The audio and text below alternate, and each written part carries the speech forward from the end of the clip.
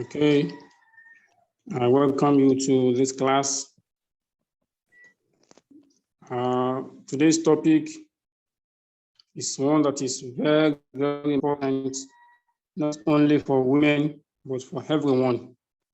Because let me start by telling us that breast cancer affects both male and female. Yes, although the chance of being diagnosed of breast cancer in men is very, very low, and the cases recorded so far are very low. But then there's something that is established in the medical practice that men can also be diagnosed of breast cancer, because of course men also have breast. Yes, it has a different, morphology as compared to that of the women, but men also have breast, and cases of breast cancer have also been reported, especially in the US and other countries where Western lifestyle, the standard Western lifestyle is the practice. Okay, so now, and then I think I should also mention that the month of October is celebrated worldwide as the Breast Cancer Awareness Month. And that's why it is important that we analyze this issue here. So the month of October generally is Breast Cancer Month, Breast Cancer Awareness Month, and more specifically, also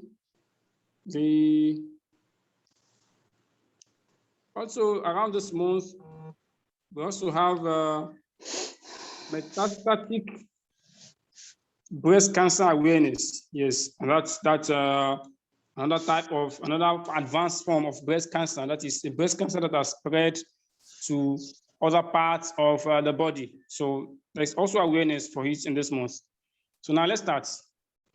Breast cancer is the most common type of cancer affecting women worldwide. Yes, this is evidenced from available record worldwide. It's the most common types of cancer affecting women. And then we have evidence that 1 in every 8 women in the US will be diagnosed of cancer in their lifetime. Okay, so that's something very, very shocking. Yes, shocking, and it's not palatable at all. 1 in every 8 women in the US will be diagnosed of breast cancer. Then in 2021, staggering amount of 281,550 is expected to be diagnosed according to the US breast cancer statistics available on breastcancer.org. Okay, and of course, American Cancer Society. Breast cancer accounts for 12% of all new cancer cases. And of course, 25% of all cancers diagnosed in Nigeria, okay, in recent times. So that's also a very shocking statistics. So the rise in urbanization and lifestyle changes has been largely responsible for the unfortunate situation. Okay, and that's why at this juncture, I need to really define breast cancer for us, because what we hear of breast cancer, what we used to know of breast cancer, unfortunately, is not the absolute truth. Yes, it is not the absolute truth. So in natural medicine, we believe strongly that when an health issue occurs, we really need to take time to understand the reason why it is happening, the cause of the problem. So by getting the root cause of the problem, we can actually get the solution to the problem easily. Okay. Before that, let's quickly look at these statistics as well. Globally, it is worldwide, 25 and 15% of all new cancer cases and cancer deaths, respectively, among females were due to breast cancer. Okay. Sadly, continents in the Western world at age standard incidence of cancer, breast cancer, as compared to Africa and Asia, because there's more documentation in this part of the world, in this so-called Western world, than in many other parts of the world. According to the World Cancer Research Fund, incidence of cases of age standardized rates per 1,000.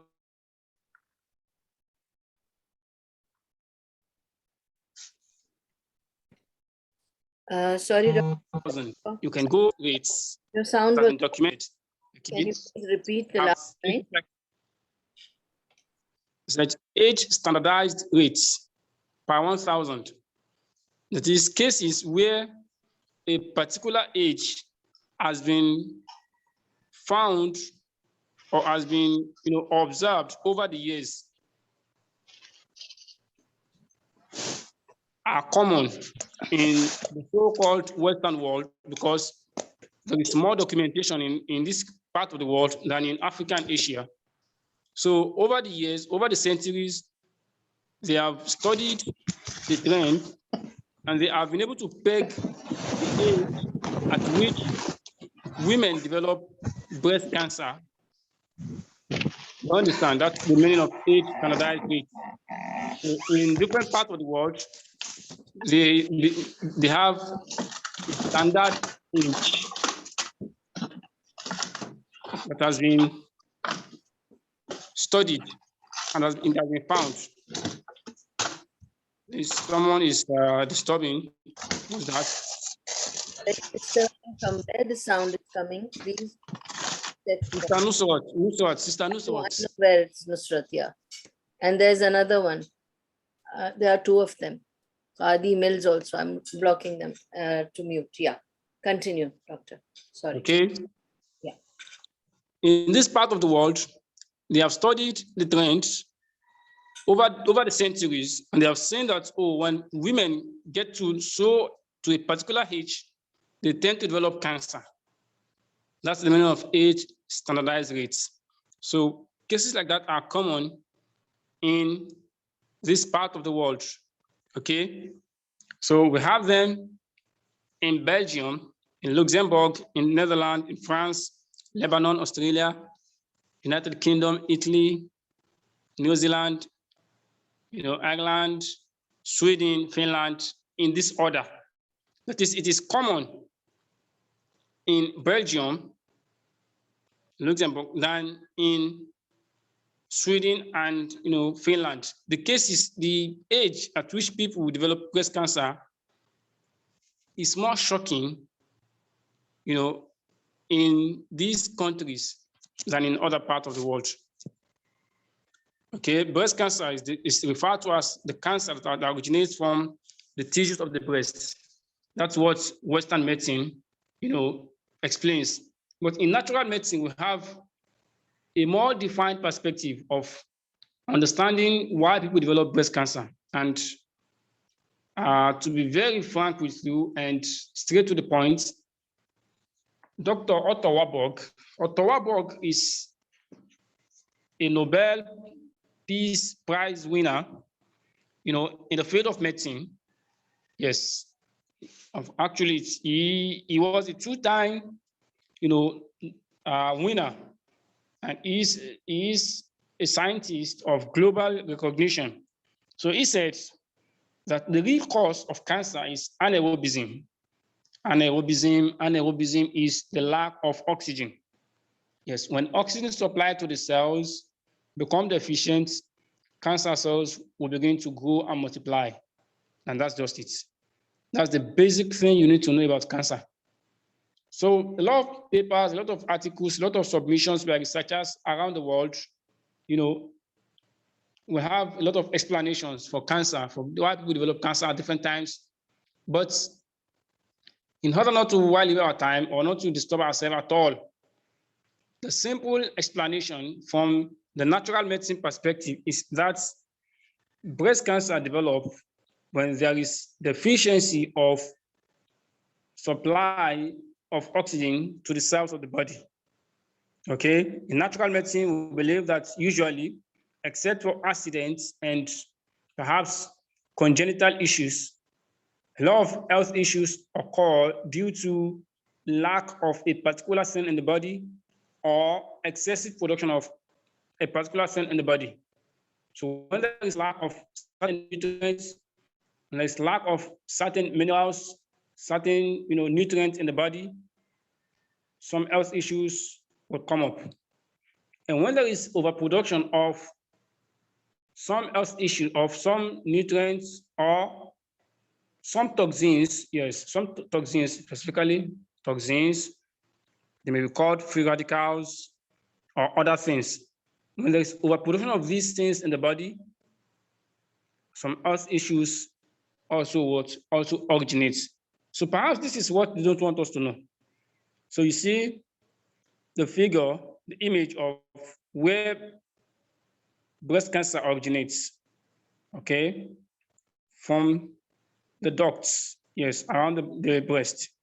So, and when you look at the causes of breast cancer, you would understand more on why breast cancer occur in women at certain point in their life. Of course, not all women develop breast cancer. There are predisposing factors that we really need to understand. And by understanding these factors, we would be able to work more on preventing breast cancer, because prevention is the most effective and the best of medicines available. The best form of medicine available to man is preventive medicine. So, and that's what we really need to stress. So you have to prevent the onset of cancer as much as possible. So by preventing it, even if after all the preventive measures, someone is diagnosed of cancer, the treatment, the cure, yes, the cure will be achieved within a short while, yes. Of course, we move up to treatment first before we move to cure. But there are available treatments that are very, very effective, and they have been researched. So the causes of breast cancer, there are very many of them. So we can say they are causes or they are risk factors, because usually it is not only one of these that cause breast cancer. In a particular person, there may be 2 or 3 of these combined together, and then the cancer cells begin to grow. So the first is genetics. People are more predisposed to breast cancer genetically. And research has shown that for those whose parents have been diagnosed of breast cancer, they also carry a lot of risk. Yes, they also carry a lot of risk. So then the presence of certain genes, usually called BRCA1, BRCA2, and others in the body of women has been found to predispose them to the development of breast cancer. Okay, so those women who have this BRCA1 and BRCA2 in their gene, of course, they are more, they are at higher risk. And Black American women are also at higher risk. Black American, African American women. African American women, yes, they are also, of higher risk. And then also women from Eastern Europe, yes, Eastern Europe, the research and observation has shown that they are with higher risk. So if any of the mother or the sister of a woman has breast cancer, she's also predisposed to it genetically. Then we have obesity, and obesity tends to be, the most important risk factor. Yes, because when a woman is obese, she's at high risk of a lot of health issues. So obesity is one of the most important and one of the most widely emphasized risk factor of developing breast cancer. Okay.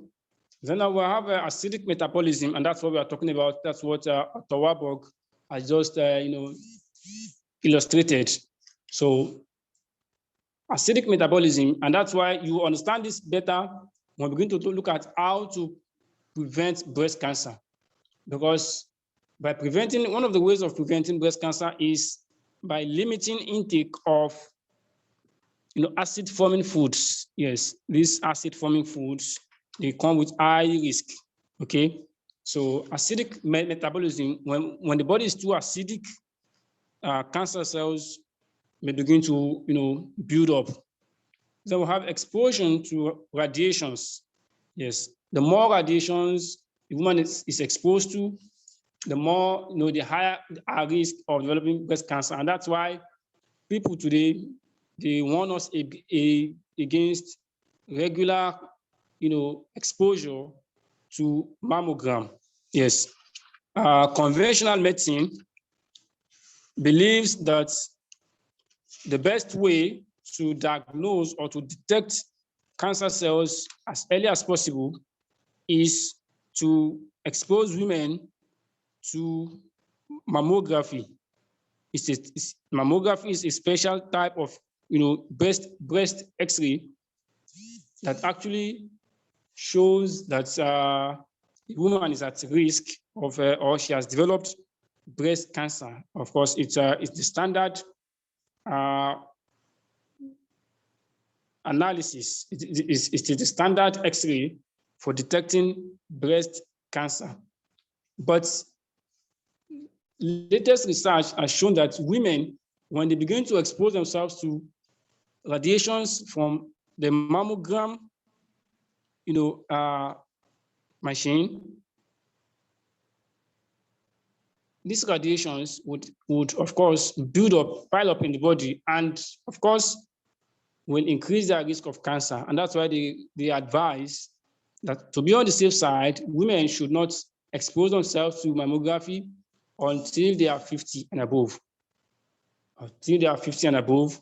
So when a woman begins to expose herself to mammography at a very tender age, the radiations pile up in the body, and sooner or later, she may be diagnosed of cancer cells, of having cancer in her cells. And so that's something that is of great concern as well. Then hormone replacement therapy, yes, birth pills, birth control pills, Implanon, and other things that are used to disrupt natural processes in the lifestyle of a woman, either to delay the menses or to halt the menses, or any other process, any other thing that are not natural. Yes, any process that is aimed at either suppressing a natural process will have a consequence on the overall lifestyle of a woman. So some of these hormone replacement therapy have been found to have long-term effects. So some of them actually lead to the formation of cancer cells in the body. The estrogen, exposure to estrogens, especially those ones that are taken from various sources that are just similar to what we have explained earlier. Today, there are a lot of birth control pills in the market.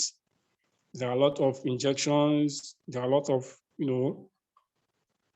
things that women implant in their body to delay menses, to control childbirth, to all of these things. So most of them have issues. They have issues. I'm currently attending to someone. She has been on Implanon, yes, implantation for years, and now there are consequences of this Implanon. Yes, the consequences are beginning to set in now. It will affect the production, the activities of the ovary. So now this client has premature ovarian failure. So the ovary is not working again at all. The ovary is an important organ in the body. And of course, ovarian cancer can also set in as time goes on. So all of these things are not okay for women. So women should be advised and be encouraged to accept the natural way they have been created. They can adjust within the limits of what nature tolerates. It is important that women start bearing children as early as possible. There is no standard age for that, worldwide. So, but it is the earlier the better. The earlier the better. Once a woman, is matured enough to start bearing children, it should not be delayed, because one of the reasons why people also develop breast cancer is not breastfeeding their children or not having children at all. So those who don't have children at all, or those who don't breastfeed their children, they are at high risk of developing breast cancer. There are very many, over 20 risk of developing breast cancer in women. So then environmental factors, alcohol and smoking, and dietary factors. Dietary factors will explain more when we begin to look at the preventive measures. So about 40 or 50% of issues with surrounding diet and nutrition are largely responsible for the emergence of breast cancer in women. Okay, so this summarizes the factors. Yes, age is one. The older a woman is, the higher our risk of developing breast cancer. Yes, so this is something that is, that is unanimous among experts. You understand? So women, when they when they grow older than 35, than the age of 35, they should begin to take more, they should begin to put more attention to their breast by basically doing physical breast examination.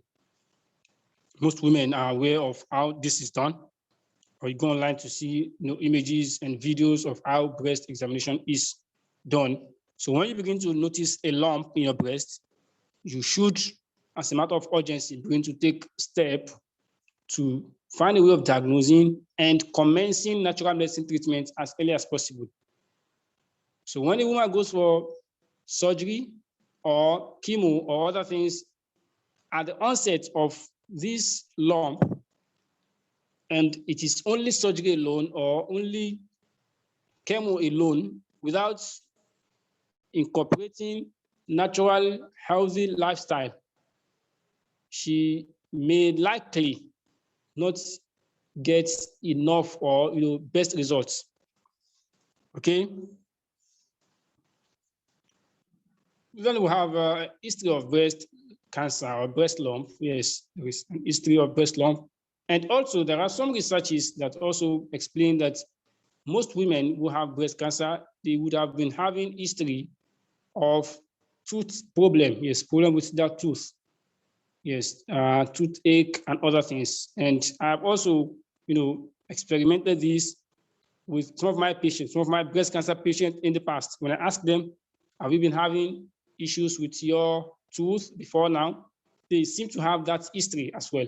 So there are researches from some part of Asia that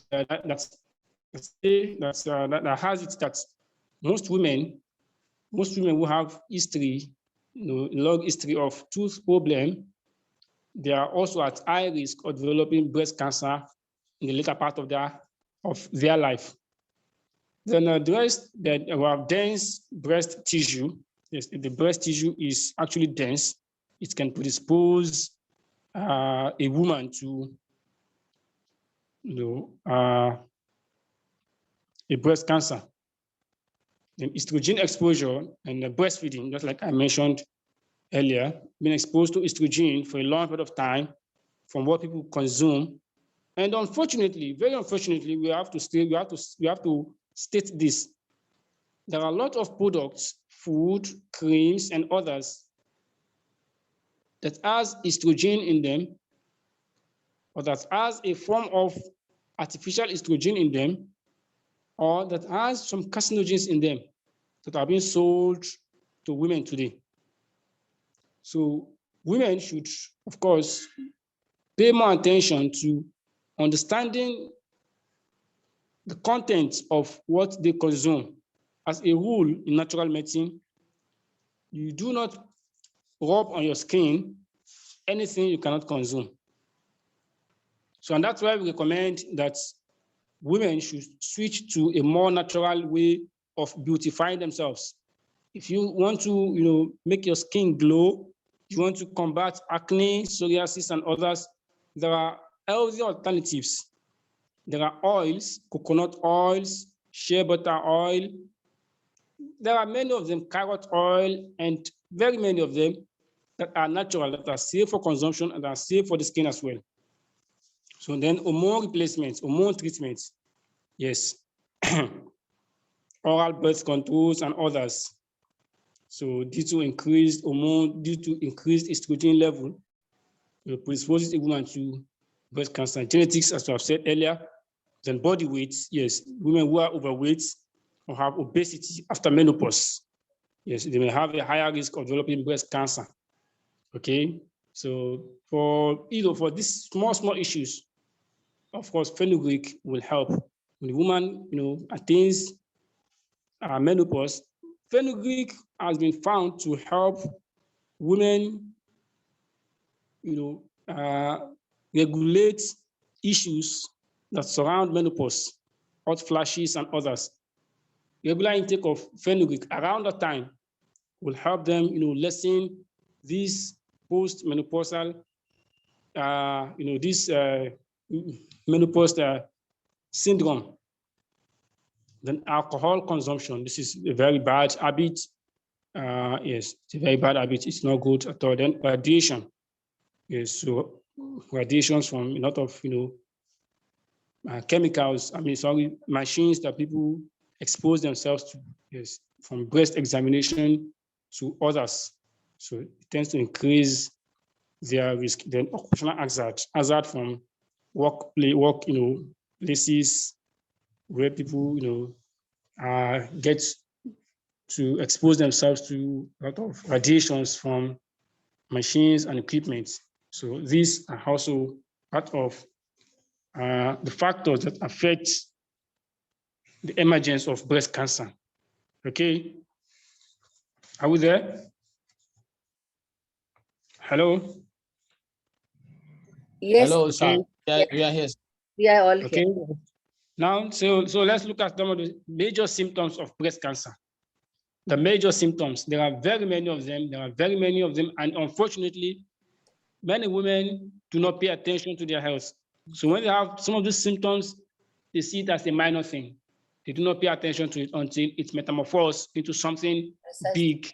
He's mad. Come here. So a woman should be enlightened on some of the telltale signs of breast cancer so that she can actually take the necessary precaution and commence treatment as at when due, as early as possible. The earlier the treatment is commenced, the better it is for the woman. There is pain in the breast. Yes, there is typical pain that that women observe during. So when they observe this pain and the pain goes like that without stopping for a while, it could be an indication that something big, something serious is coming up.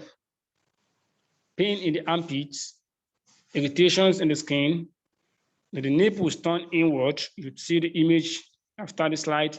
The nipples turn inward. Then there is swellings around the nipples. There is also lump in the underarm area, lump. There is breast lump, typically. Not all, all breast lumps are not carcinogenic. Okay. They are not, they do not signify a cancer. They are non-cancerous usually, but it could be an indication that sometimes it may develop to a cancerous cell, especially if it is not properly attended to. Then discharge from the breast, yes, other than breast milk. So the discharge will not be the breast milk. If the discharge is breast milk and it is not around the time that a woman is breastfeeding, that is usually due to hormonal issues. That is hyperprolactinemia, that is hypolactin. Okay, but women, when they begin to emit or get some discharge that have offensive odor, that have some color, it may indicate that a breast cancer is coming up or is already there. Then the redness on the breast. So there is a typical redness that is usually seen among those who have breast cancer. Then also at the later stage of the whole thing, at the later stage, usually not stage 1 of the breast cancer, at advanced stage 2, 3, or 4, cases like redness, discharge, swellings, and thickening setting. The breast will become thick. Yes, become thick. It will not be fibrous again. Okay.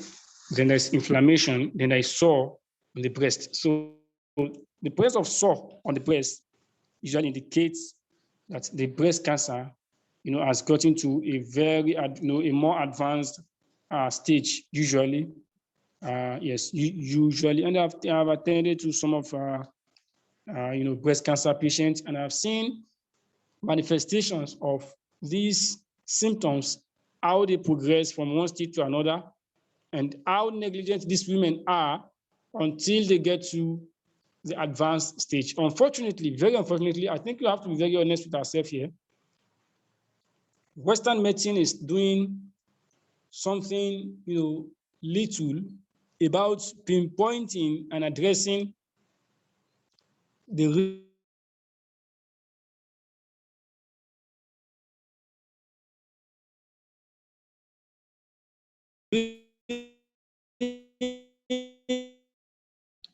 Western medicine is doing very little addressing the real causes and finding solution, everlasting solution, a solution that is devoid of unwarranted consequences. Yes. Don't let us talk about the various side effects of chemotherapy. It is known by everyone that the chemo itself kills more healthy cells than its claim to help with. So, and that's why when they say that there are treatment plans that are more dangerous to the body than the disease itself, they are actually referring to the use of chemotherapy in cancer cells. Yes, in cancer treatments. So usually chemo is not usually, recommended or emphasized. So before a woman begins to think of chemotherapy, if she's aware of the treatment plan I would mention in this course, in this lecture, in this presentation, and she starts by taking them as early as possible, she would begin to feel fine. And we've had cases of people who have been able to reverse stage 4 cancer by staying on plant-based diets and observing therapeutic fasting and taking a lot of exclusively natural ingredients for a few months, and the cancer is off. And if the cancer is not off, they would observe that they have a better quality of life. You understand? So this is just a summary of the major symptoms. There is also pain, is the typical pain, and this typical pain that is usually seen among cancer patients. If it is at the early stage or it is not really much, it is usually resolved by taking evening primrose oil. Yes, evening primrose oil. Some call it evening primrose oil. The evening primrose oil, it's a natural supplement that helps with the typical pain that accompany breast cancer and other types of cancer. So evening primrose oil is a natural supplement that is used worldwide by cancer patients. Yes, cancer patients, the advice. There is also insomnia. They should have insomnia. They may have other things, other, headache, loss of appetite, and others. So this is just a glimpse of the symptoms. Now let's go to the next slide and see what we have there. Okay, are we there?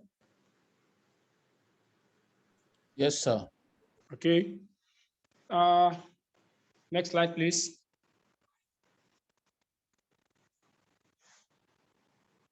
Okay.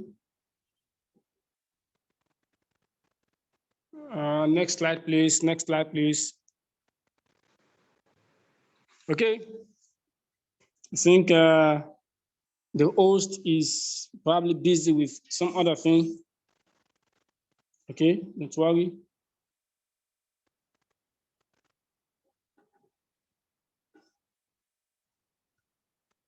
So,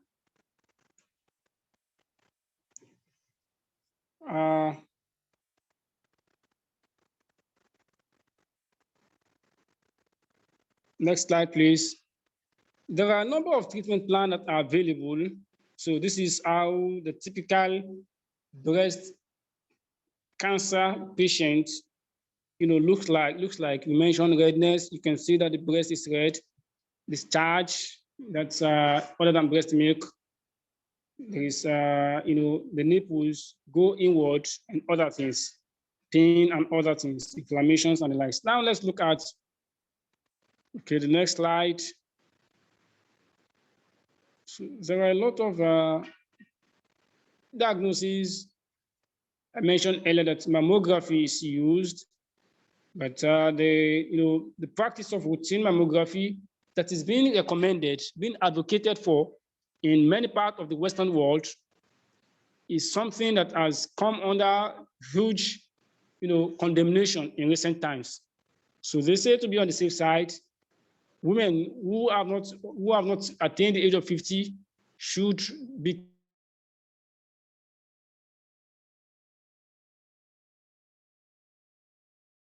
careful. Routine mammography is not something that's usually encouraged. So once in a while, a woman can undergo mammography once in a blue moon, say once a year or thereabouts, and then she can make do with physical breast examination. And of course, if she's the type that is abiding by the healthy lifestyle habits, she takes a lot of fruits, vegetables, and cancer-fighting foods, she would not worry herself about going for mammography every now and then. Because mammography, just like I've mentioned, expose women to radiations, which in turn increase the risk of cancer, not only breast cancer, other types of cancer. Okay, especially as more sessions of mammography are done.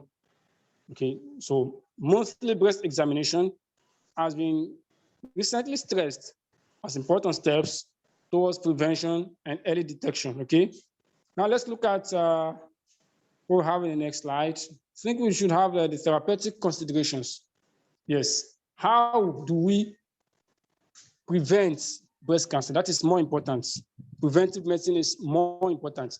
Then after preventing it, we can talk of how do we cure it. But curing the cancer is not something we'll discuss here. It's a more advanced, discussion, more detailed one, and it's only for professionals because it requires a lot of expertise. But everyone can work on how to prevent it, how to detect it early, and simple first aid that are necessary. Okay, the therapeutic goal is to reduce as many risk factors as possible, while also maximizing dietary and lifestyle factors associated with breast cancer. Okay, associated with breast cancer prevention. These therapeutic considerations are summarized below. 1, there's need for a positive mental attitude. So breast cancer patients or cancer patients generally, they seem to have this belief that, the diagnosis of cancer is a death warrant. Yes, it's an indication that they are going to pack off very soon. So we need to encourage them, we need to stay by them, and we need to make them realize that there are lots of cancer survivors around the world. There's the need also for a health promoting lifestyle. Yes, they need a lot of physical activities. They need to socialize with people. They need to exercise. They need to eat well and live a normal life, just like the other individuals around. There's need for health promoting diet, and this is a very important one because your food, everything you eat in life, you are either feeding the cancer cells or you are destroying the cancer cells.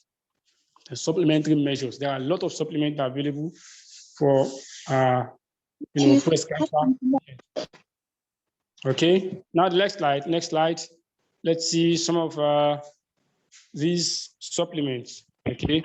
These are foods that have anti-cancer agents. Okay. Next slide, please.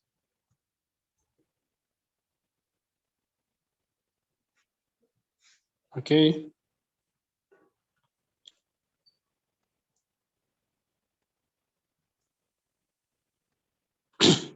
There are a lot of information that we are not aware of. There are over 50 ways of curing breast cancer that has been used from time immemorial. Okay, but people are not aware of this information. So, and that's why people feel that the only thing is chemo and surgery and radiation. So, there are some factors. I would list some of these, treatment protocol later. Factors that may increase the risk of breast cancer that you really need to know. You really need to know these factors so that you can begin to watch out for them, begin to take necessary precautions. And as you go older, you are advised to watch your diet, watch your lifestyle. Excessive intake of meat, that's the first one. Excessive intake of meat. There are a number of research studies that has been done across the globe to point to the fact that the more meat that a person takes, especially red meat, and most of the meats that have been, processed and preserved with a lot of artificial ingredients around, most of them, and the fact that these animals are no more grass-fed. So all of this increase the risk of, cancer in a lot of people, and especially breast cancer. Saturated fats, then dairy, yes, especially the ones that are sold to us today in the market, the milk that most of us have today, the canned milk and the powdered form and all of them, so that are no more, natural. So they increase the risk of cancer cells in the body. Then refined sugar. Refined sugar, we all know that this sugar, the cancer cells feed on this refined sugar. So we do not need to spend more time explaining this. Yes, cancer cells feed on sugar, refined sugar. So, and that's why when you stop refined sugar, you automatically stop or limit the growth of this, cancer. And that's why the cancer protocol, the protocol for cancer, is that you tell the person to abstain from all of this. Someone who has been diagnosed of cancer must, as a matter of urgency, abstain from refined sugar, flour products, meats, saturated fats, alcohol, and other things that are not natural, because they are like food to the cancer cells. So the cancer cells will survive well when these agents are in the body. Okay. Now, next slide. Now we have these factors below. They lower the risk of breast cancer. One is consumption of fish. Yes, consumption of fish. The fish must not be fried. When you fry them, you introduce saturated fats into the body. So they must not be fried, just cooked, and they must not also be overcooked so that you don't cook away the nutrients in them. Whole grains, yes, there are many of them. Legumes, there are very many of them that are safe. Then cabbage, nuts, and fruits. Very many of them have anti-cancer agents, anti-cancer agents, anti-cancer nutrients in them. They are good for the body. So when you consume them more and more, you'll be able to fight off cancer cells. Your body will be able to, repel the growth of these cancer cells. And ultimately, you have a better immune system. Don't forget that one of the more important things about fighting cancer cells is strengthening your immune system. And that's why we introduce a lot of food that are important in strengthening the immune system. Okay, next slide. So now we have these anti-cancer natural herbs, anti-cancer cells. So one of them is flaxseed.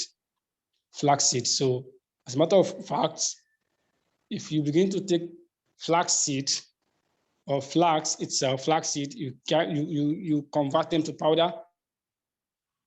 You take like 80 teaspoons once in a blue moon. You can, by these, prevent, the growth of cancer cells, or it helps to actually strengthen the immune system. We have carrot as well. Yes, carrot as well. Carrots, in fact, in the standard practice, in the standard natural medicine approach available in some part of the world, and of course, we also use it here.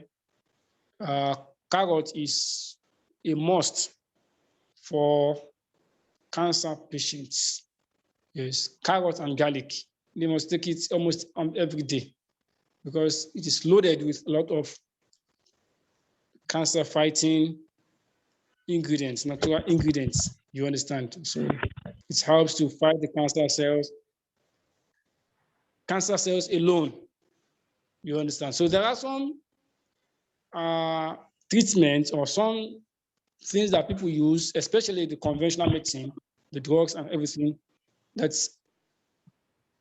helps, that has been, it has been said that it helps to fight cancer cells, but the unfortunate thing is it's also attack the healthy cells in the body. But for all of this, they don't attack the healthy cells at all. They only fight the cancer cells only. Okay, you have kale, you have garlic, you have sugar cane. In fact, the juice of sugar cane, cancer patients are advised to take a glass cup or a glass cup of sugar cane juice, every day. Yes, it helps to strengthen the immune system to fight the cancer cells. Then bitter leaf, then broccoli. Coconut oil is one of the most heavily researched natural foods available for fighting cancer cells, and it is universally accepted. It must be the cold pressed coconut oil, usually colorless, just like water. Yes, it has a lot of cancer fighting ingredients in them. We have quercetin. Quercetin is found in a number of natural herbs and spices. It has anti-cancer property. Quercetin is found in the peel of a number of fruits and vegetables, just like onions, garlic. The peel has quercetin. That's why people take the peel. Quercetin is found in flaxseed. It is found in fenugreek and many other things. Many of these herbs and spices have quercetin in them. So pomegranates and very many of them have quercetin in them, and that's why you see that they have anti-cancer property. Tomato too has quercetin, and that's why taking the fresh tomato, taking them alone is a sure way of preventing cancer cells and also fighting the cancer cells. Then we have cancer tree. This is found, as far as I know, in China. I've not also seen it before, but I've read a lot of research articles by people. They said it is good for cancer. It is indigenous to China. It's found in China. We have turmeric as anti-inflammatory property. It's one of those things that I personally use, yes, for inflammations, and it is very, very effective. Turmeric with black pepper and ginger. It is very, very effective for fighting cancer cells, especially at the early stage. At the early stage for breast cancer, it works very well at the early stage of the breast cancer. Okay, then the soursop. Soursop is a tree that is found. It grows in Africa as well. It grows in Nigeria, in very many places in Nigeria here. I've seen it. I've seen them. It's found in India. Yes, there are a lot of researches in India pointing to the unique benefits of soursop. I've also used it, and I can say that I have a lot of, good things about it. A lot of good things. It is not only for cancer. It helps to strengthen the immune system. It helps to improve circulation. It helps to fight off free radicals in the body. It aids, mental alertness, and it also helps to fight insomnia. Yes, when you take soursop tea, you sleep well. You sleep well. So how do you take soursop? You can get a handful of the leaves, the dried leaves. Usually, you rinse them well, then you boil them in water. You boil them. You can use 2 glass cup of water, or more than that, 2 or 3 glass cup of water. Let's say 3 glass cup of water, and then you boil them well until the water remains half, and then you take it once in the morning, once in the evening, or once daily. You can take this once in a blue moon to prevent cancer cells, to strengthen the immune system, yes, to enhance sleep, and very many other benefits that the soursop has. So you can actually do more research on it, and you would see a lot of things regarding soursop. Coenzyme Q10 is a natural supplement that's available in the market. Yes, it helps fight cancer cells and enhance the activities of the internal organs. Vitamin B complex is usually B50 complex is good, and calcium, magnesium, and zinc supplements. So all of these are few of the various natural supplements. There are also available protocols, available treatments that have been used by researchers, from time immemorial. We've had people, we have read that people use magnesium sulfates, that's baking soda, yes, for cancer. It is very, very effective. You understand? Vitamin B17, migladine, is also a very important, a way of combating cancer cells. You understand? Oxygen as well, yes, oxygen as well. Oxygen therapy available in some parts of the world, not common in Africa, as far as I know, not common in, but it is common. It is used by people across the globe, and there are many other ones, very numerous ones that people have been using, but unfortunately, Western medicine has,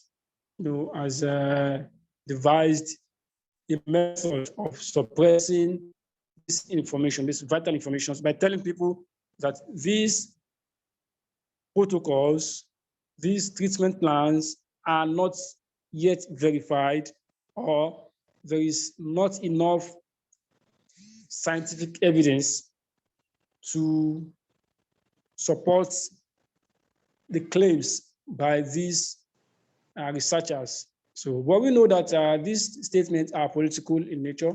They are actually political, yes. So the fact is, these treatment plans, these supplements and others, they are very, very effective, and they are unique. And there are people across the globe who have been on them, and they are getting amazing results every day. So we have a number of foods here, number of spices have been researched to have anti-cancer agents. We have onions, we have turmeric, we have garlic. Usually when you see researchers, when you see people in the field of natural medicine talking about cancer, they would mention turmeric. It has anti-cancer anti-cancer, ingredients, natural ingredients, very, very important and unique. It has been used by people, worldwide.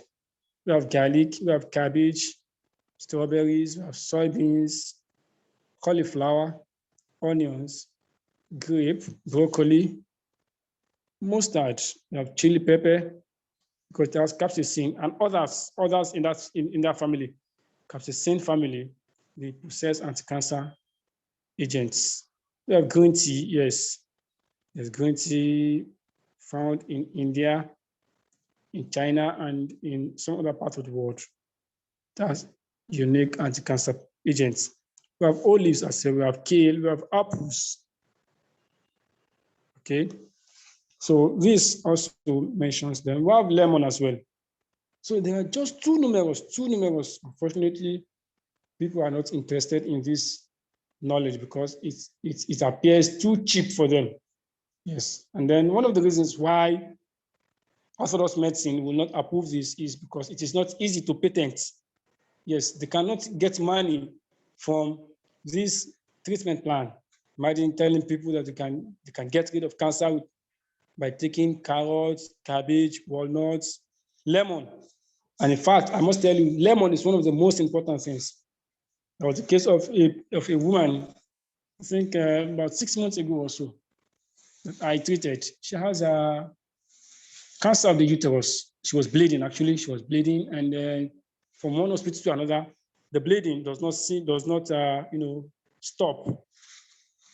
So when I started, from the very first day I started the treatment, the bleeding stops. And what did I use? I started by using baking soda and lemon. You get warm water, about half a glass cup of warm water or something not up to that. Then you add half teaspoon of baking soda, and then you get lemon juice, 2-3 spoons of lemon juice. You squeeze it in the mixture, and mix them together.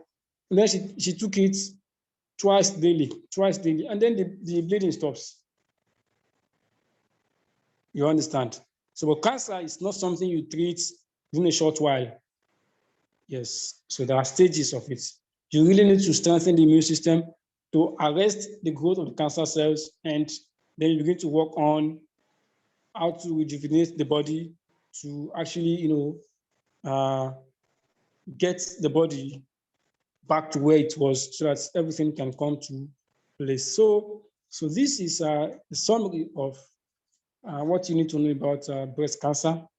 And I hope that the little I've said, very little, of course, that I've said, will feed us with some information. Yes, we can get some tips about breast cancer. Okay, so now let's see if we have 1 or 2 questions, and so we can quickly attend to them. Okay, any question?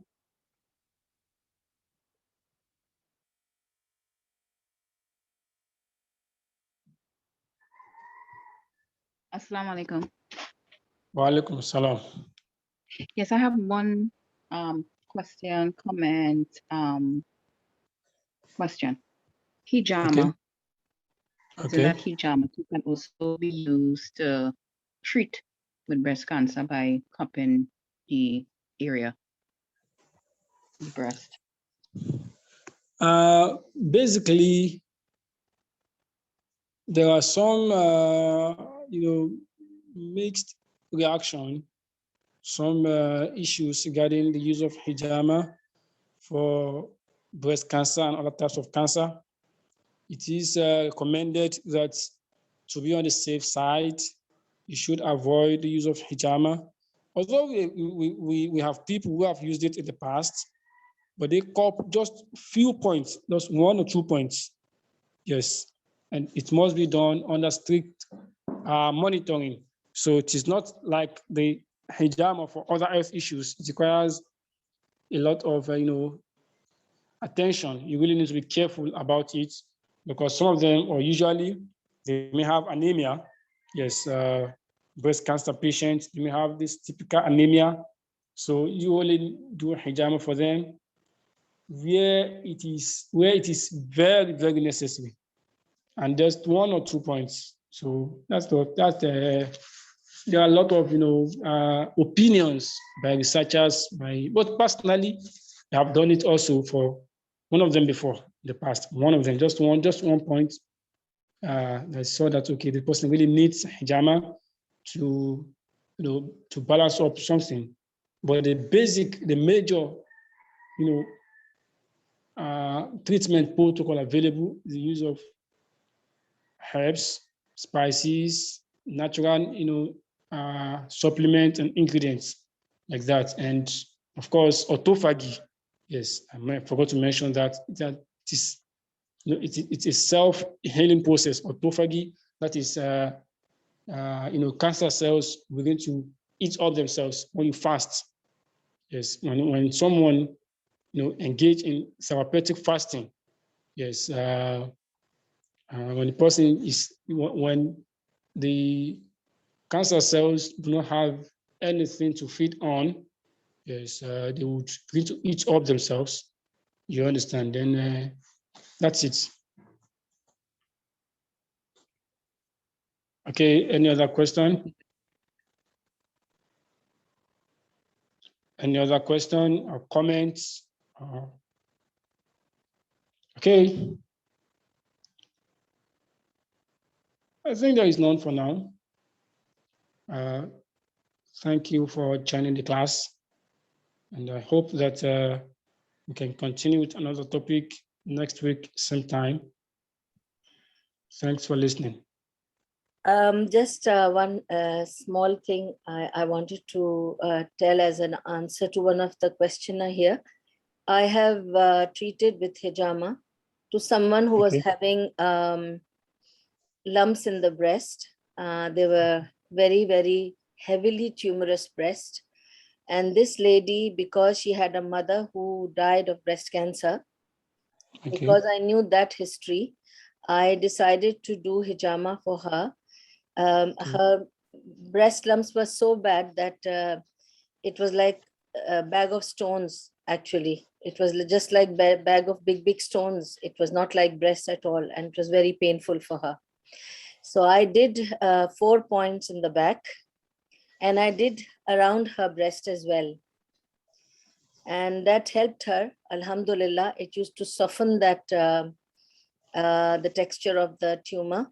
And I kept doing her hijama every 15 days. Later, they said that because of hijama, the tumorous cells were, and actually they were like balls of tumors basically inside her breast. They remained benign and they were removed later. So it can be helped as long as the person is not gone to chemotherapy. I have 2 other breast cancer patients. They need hijama before it and after it. Depending on if they are going to go through chemotherapy, they need it much more because all the chemo effect and toxins also need to be brought out with hijama. Is that okay, Dr. Yusuf? Yes, it is very, very okay. Just like I said, that I've also done hijama for a breast cancer patient before. And it also helped her, especially with respect to what you have said. Because the woman's problem, I thought I will share my experience because I'm dealing with lots of breast cancer patients here. And alhamdulillah, so far, they have found a lot of relief. So I'm happy about that. So there are more than 4 patients who are just breast cancer patients of mine.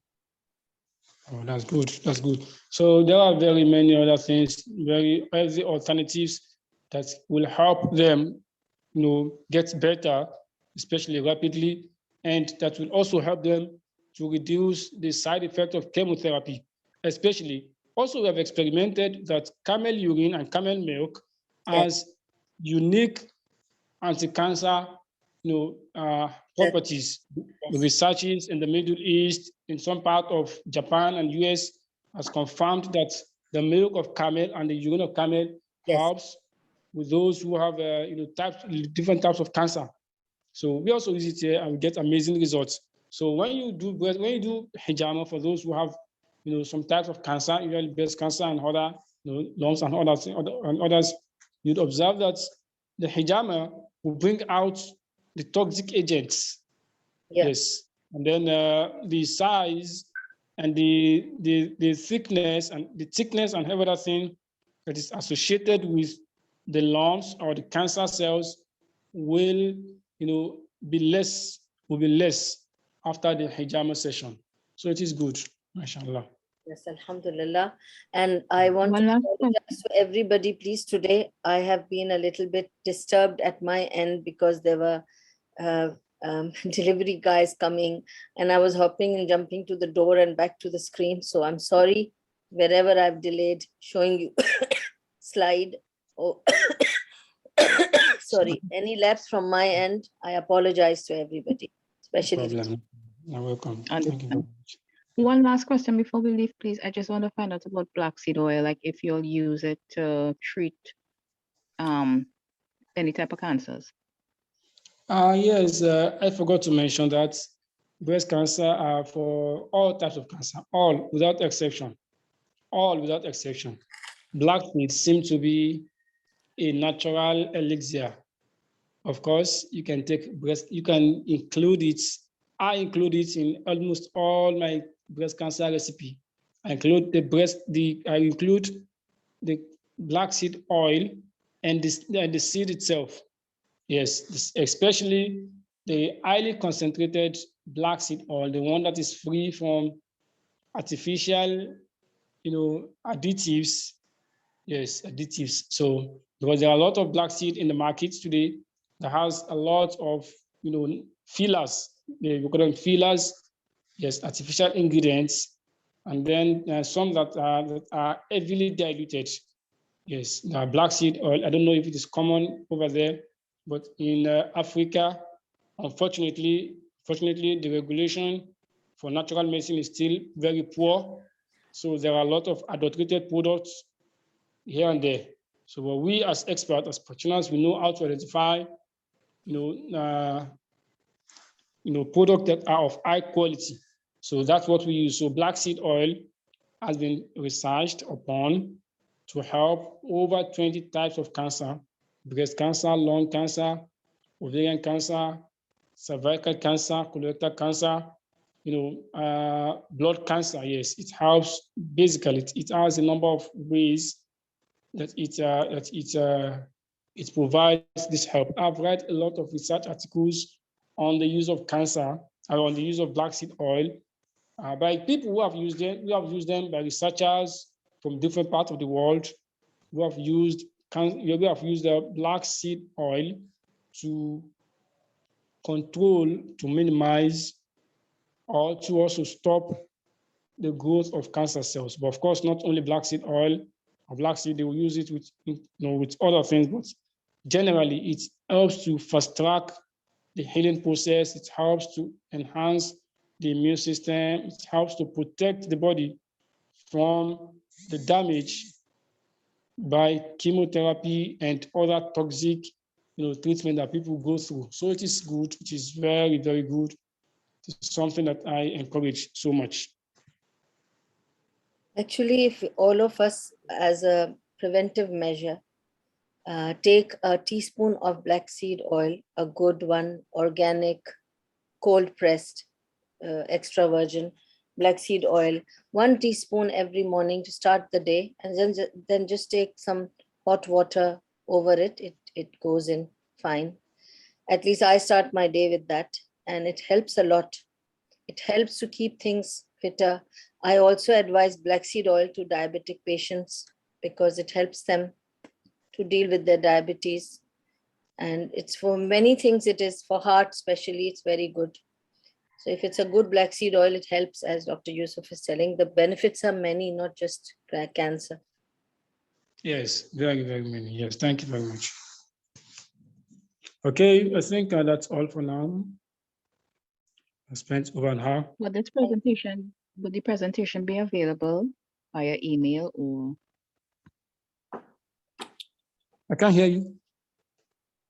Can the presentation be made available? Can The the, recording, can the what? the recording be made available? I will. Oh yes, it can be made available because this is more of an awareness class.